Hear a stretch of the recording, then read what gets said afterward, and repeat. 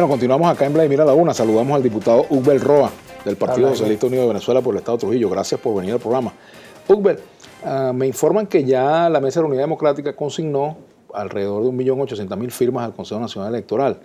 Pregunto de entrada, ¿habrá, no habrá referéndum, en tu opinión? Bueno, primero, esos 1.800.000 firmas deben reafirmarse, ¿no? Eso no es que las entregué y ya estas son las firmas. Hay que entender, porque se ha hecho ver a la población como que ya es el referéndum porque entregamos esta firma, ¿no? Hay toda una serie de procedimientos. Esa es la primera etapa, obviamente. Hay toda una serie de procedimientos, esta es la primera etapa. Ellos deben entonces ratificar esto y hacerse público, sobre todo quien firmó. Y no es que se quiera tener una lista tascón, pero si la gente... ¿Qué garantía hay de que eso no se aplique? Porque ya se aplicó. No, bueno, yo creo que hay una madurez en la democracia venezolana y yo difiero de mucho de eso, Vladimir, porque aquí se habla de que antes el que firmó, aquí en todo caso, si un gobierno nunca pidió si firmó o no firmó para que le entregaran una casa, una pensión, revisa. Esos son mitos mediáticos que se crearon, porque bueno, algún gerente, que en esto sí asumo mi responsabilidad públicamente, si alguien está gerenciando, está al frente, está presidiendo un organismo, y no tiene nada que ver con el diseño de la política pública, en este caso, porque en democracia, cuando tú asumes el gobierno, los actores con los que tú ejecutas las políticas públicas, o con los que ejecutas el gobierno, deben tener un compromiso con lo que tú estás haciendo. Entonces, no, muchos gerentes o muchos jefes pretendían ser no solamente firmantes, sino que pretendían apoyar de frente e ir en contra de lo que ellos mismos les toca hacer. Es decir, eso es otra cosa. Nosotros no estamos hablando a aquella persona que firma. Bueno, vaya y ratifique. Diga que usted fue el que firmó. Perfecto. Aquí nadie votaron porque firmó. Eso es una mentira que han querido diseñar. Mira, tú revisas en la Gran Misión Vivienda de Venezuela. Creo que hay muchos testimonios en sentido contrario, Hugbert. Son contadas, eso no fue la norma, es lo que trato de decirte. Pudo haber existido uno que otro hecho aislado, pero no fue la norma. Revisa las pensiones nada más, revisa los ingresos a la universidad, a las misiones. Si a alguien le decían a la misión si podía ingresar o no porque había firmado. Revisa si una persona cuando iba a comprar a Mercado o a Pedeval le preguntaban si había firmado o no para venderle la comida. Ahora, en todo caso, ¿por qué el Partido Socialista Unido de Venezuela, como lo anunció Jorge Rodríguez, tiene que revisar esas firmas? ¿No confía en el Consejo Nacional Electoral? No, bueno. ¿Y no es una labor esa del CNE? No, el CNE lo va a realizar. Su labor, bueno, nosotros, como Contraloría Popular, nosotros podemos eso solicitarlo. Estamos en nuestro derecho, esto es la democracia. Nosotros queremos evitar que ahí vayan a llegar las famosas firmas planas. Ahora, están en su derecho, lo hemos dicho. Ojalá esto no sea una cortina de humo. Yo lo denuncié en reiteradas oportunidades. Ojalá esto no sea una cortina de humo. ¿Tú crees que se está hablando de referéndum para ir por otra cosa? Por supuesto, es que la oposición venezolana no está apostando apuestas a la violencia, Vladimir. Mira, aquí hay que fijarse mucho en lo que ocurrió en Chile. Y no se trata de ser trasnochado, porque muchas veces se desvirtúa cuando uno trata de hacer ejemplos comparativos de lo que ha ocurrido en la realidad de América Latina. Aquí en realidad lo que está ahorita en marcha es la posibilidad, mira, todas esas leyes inconstitucionales, todas esas leyes locas que han querido hacer la Asamblea, la directiva de la Asamblea, planteando leyes que son ante vista que son inconstitucionales. Lo han hecho ¿por qué? Porque son ignorantes, no vale. Lo hacen porque hay toda una estrategia montada para descalificar, en este caso, al Tribunal Supremo de Justicia. ¿Y cuál es el próximo plan? ¿Qué fue el querer darle un voto de censura a Marco Torri? ¿Qué es el querer? Ahora le quieren dar votos de censura. Prostituir los votos de censura. Darle votos de censura a todo el mundo. ¿Por qué un ministro no acude al llamado de la Asamblea Nacional cuando es citado a exponer? Si tienen la razón, si han hecho las cosas bien, ¿cuál es el problema? Se estableció todo un mecanismo cómo hacerlo. Se dijo que hay cosas que hay que discutir. Mira, Vladimir, cuando un país está en una situación de emergencia económica, tal como lo solicitó el presidente Nicolás Maduro, es necesario que los actores de la democracia, y esto es teoría básica de la ciencia política, en las democracias son tan importantes los gobiernos como quien ejerce la oposición, y hay elementos de la discusión, sobre todo el tema económico. El tema económico no se puede tratar a la ligera solo tras los micrófonos y lo que puedan salir en los medios. El tema económico es un tema que se debe llevar con mucha seriedad, afortunadamente, en el Consejo de Economía Productiva, donde participamos los martes, participan muchos empresarios.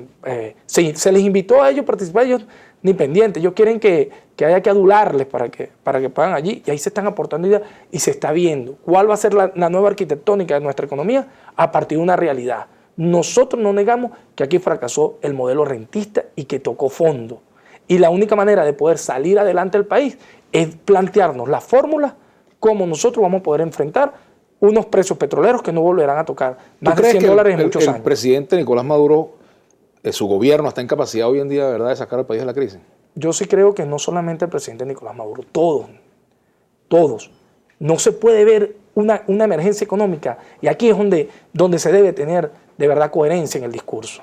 Si tú de verdad eres un empresario comprometido con sentido de país, tienes, porque lo hemos dicho, hay otras naciones latinoamericanas donde su burguesía, por lo menos, se le pueden llamar burguesía. Aquí nosotros no tenemos burguesía, nosotros tenemos aquí, es una burguesía parasitaria que nunca ha apostado a producir. Esos mitos que hay, como el de Mendoza. La empresa pública produce más que la empresa privada en Venezuela. Mira, la empresa pública apenas en revolución comenzó a dársele base a construir una empresa pública. Lo que antes se quiso hacer con las llamadas sustituciones de importaciones fue una mentira más para el negocio de los dólares. Aquí muchas de esas empresas que se lograron, que se recuperaron, ya eran chatarra y hubo que hacer una serie de inversiones. Otras comienza a construirse toda una arista. Y lo que decía el presidente de la acuicultura del uso de la divisa es importante porque tú tienes que ver hasta qué punto el vicio que se creó aquí con el uso de la renta, porque hay que decirlo, nosotros tenemos que también ser competitivos para poder ir a los mercados internacionales a vender para obtener dólares, que eso es otro punto, ¿no?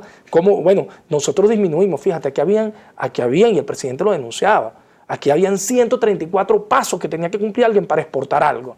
Se diseñó, se logró un decreto para simplificar esto a 60 o menos pasos y poder crear condiciones para nosotros ir a los mercados internacionales. Y todo eso tiene que entenderlo el país. Ahora, eso no es una labor solo del presidente. Tú me dices, el presidente solo, no, todos los actores deben involucrarse. Es un tema de Estado, no es un tema solo de gobierno. Yo me refiero al gobierno como tal. No, el gobierno, por supuesto, que tiene la disposición. Si no tuviera el presidente la posibilidad de hacerlo, no estuviera sentado con estos actores todos los martes, no estuviésemos discutiendo y buscando mecanismos. Ahora, decía el diputado Luis Lipa que, por ejemplo, eso que dijo ya el presidente, que si la oposición llegara a tomar el poder, aquí él llamaría a una insurrección o llamaría a la desobediencia, a una resistencia. Decía él que eso aleja la inversión, que eso no ayuda al país, ese es el lenguaje del presidente. Mira, el presidente lo que ha dicho es que nosotros, con cualquier acción fuera de la Constitución, la misma Constitución nos dice que la defendamos. Ahora, ¿quiénes son los que andan en planes de magnicidio? Si por ejemplo la oposición gana el referéndum y el presidente es revocado, ¿el PSUV va a acatar eso?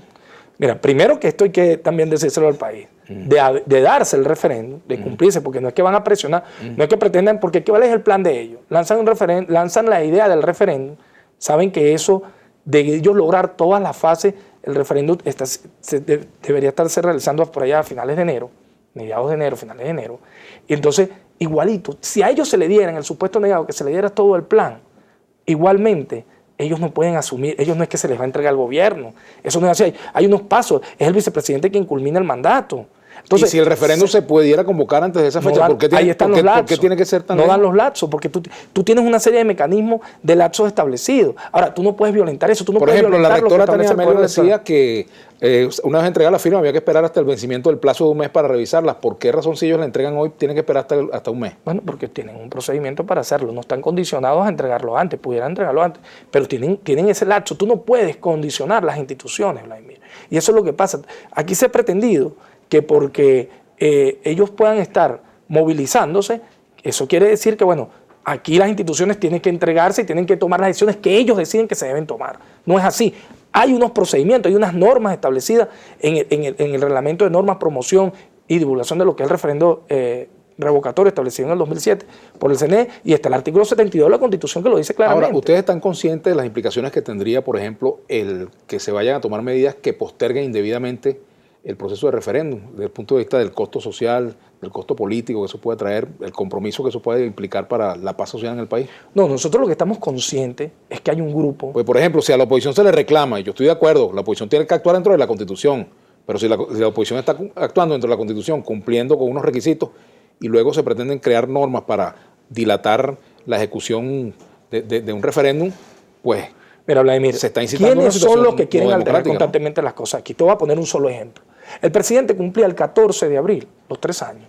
Desde enero empezaron a pedir la fulana planilla. No vale, tú tenías que esperar hasta que se cumpliera el lapso. Se cumplió y automáticamente a la semana el CNE entregó la planilla. O sea, lo que yo trato de decirte es que siempre la oposición venezolana, uno de los grandes problemas de nuestra democracia es que no hay una oposición de verdad que crea en el sistema. ¿Qué es lo que ha hecho siempre? Estos diputados que el 6 de diciembre fueron proclamados por el Consejo Nacional Electoral. Ellos, ¿qué es lo que hacen? Cabildeo para desprestigiar y nunca reconocer las acciones del Consejo Nacional Electoral. Al árbitro nunca le dan el puesto que históricamente ha tenido el CNE y que sería irresponsable decir que nosotros no hemos tenido un CNE a la altura de lo que ha sido la democracia venezolana. Entonces ahora ellos quieren jugar con el chantaje y ahí sería irresponsable de todos nosotros caer en el chantaje porque quienes precisamente pretenden violar la Constitución son los actores que no quieren aceptar los lapsos establecidos por los mismos. Se dice que el Papa le mandó una carta al presidente hablando de temas, me imagino yo, que de interés para el país, ¿no? Y se habla de una posible mediación del Papa para que se facilite el proceso de referéndum. Ayer decía el Nacional que incluso hubo alguna motivación o alguna actuación del nuncio apostólico en torno a este tema. Mira, nosotros ¿Hace falta la mediación del Papa para que se cumpla esto? Yo creo Vamos a la pausa y al retorno me respondes esa pregunta. Ya venimos con Ulber Roa, diputado del Partido Socialista Unido de Venezuela.